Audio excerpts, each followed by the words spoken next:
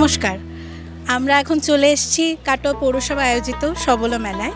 এখানে বিভিন্ন ধরনের আকর্ষণীয় জিনিসপত্র রয়েছে, চলুন আমরা একসাথে দেখে আসি। আরে একটা কথা, এখানে সবলা মেলায় কি কি পাওয়া যায় রে? চল না, গেলেই দেখতে পাবি। আর সঙ্গে খাওয়া দাওয়াও আছে কিছু? সব ভেতরে, চল না গিয়ে দেখি।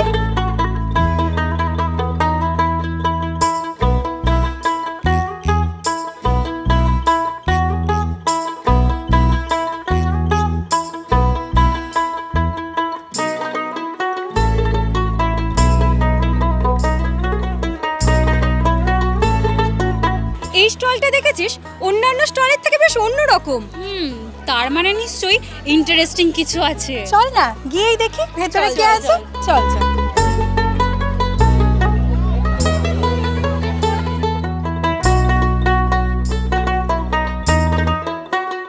আচ্ছা দাদা, এই মশার বংশ বিস্তারের আদর্শ জায়গা মানে ঠিক বুঝলাম না, এটা কি?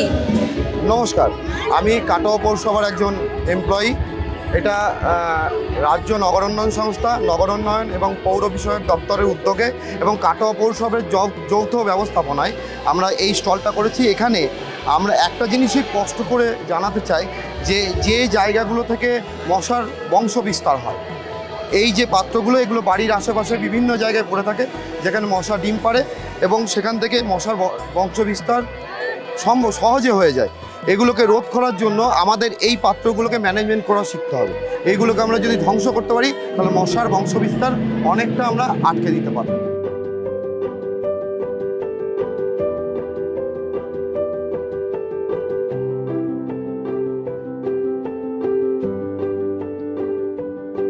এত সুন্দর, বাচ্চারা কি সুন্দর এঁকেছে না? আমরা তো এরকম আঁকতে পারতাম না।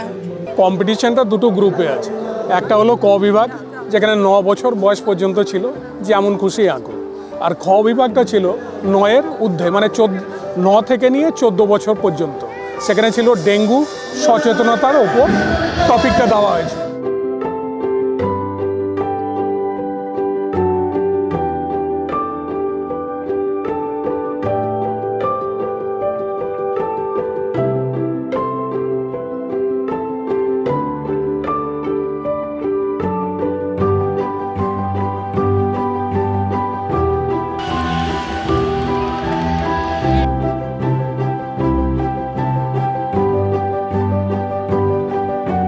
এখানে স্বাস্থ্য সচেতনতা বিষয়ক কুইজও হচ্ছে।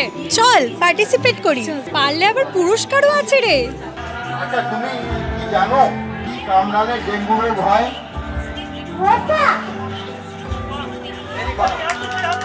তোমার নাম কি? তুমি কি জানো মশার কামড় থেকে রক্ষা পাওয়ার জন্য আমাদের কি করা উচিত? মশারি টাঙানো উচিত আর জামা প্যান্ট পরে শোয়া উচিত। তোমার নাম? অস্মিতা চট্টোপাধ্যায়। আচ্ছা, ডেঙ্গু মশার লার্ভা খায় এমন একটা মাছের নাম বলুন।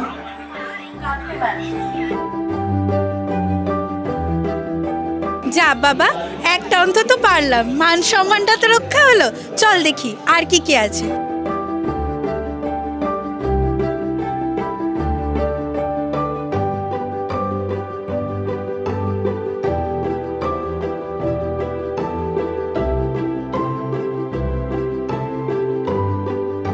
আমাদের ট্রেতে কিছু বল দেওয়া আছে, সেই বলগুলোর গায়ে কিছু পচনশীল আর অপচনশীল বস্তুর নাম লেখা আছে।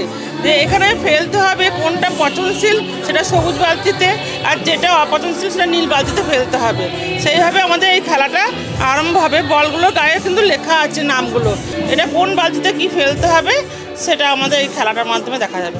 ও, এটা টিপ করে খেলতে হবে?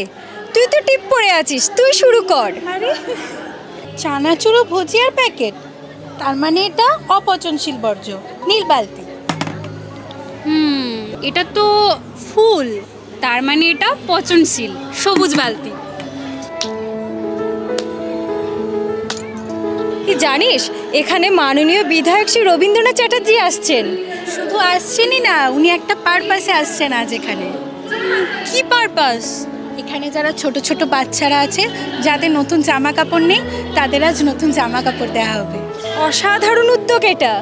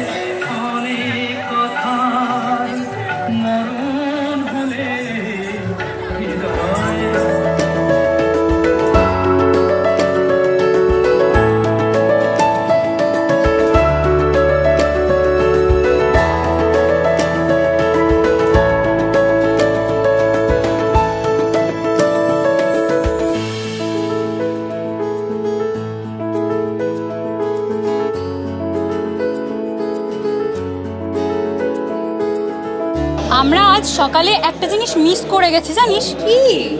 এখানে সেলফ হেল্প গ্রুপের মহিলারা রক্তদান করেছেন 104 জন। মেলার মঞ্চে এখানে কেক কাটালো কি জন্য?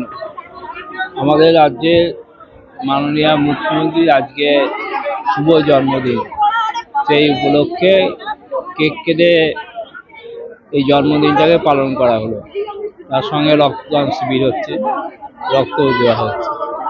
এখানে কি মহিলারা? হ্যাঁ, এখানে সব মহিলারাই রক্ত দিচ্ছে।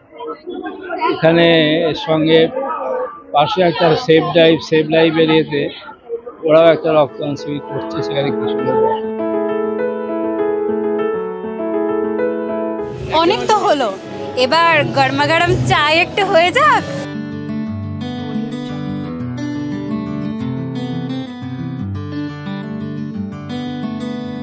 তাহলে কি শিখলি?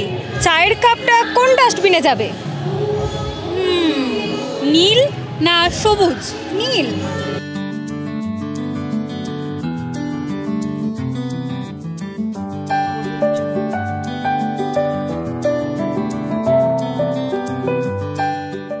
আমাদের স্টল ঘুরলেন, পরিদর্শন করলেন, অনেক কিছু জানলেন, শিখলেন।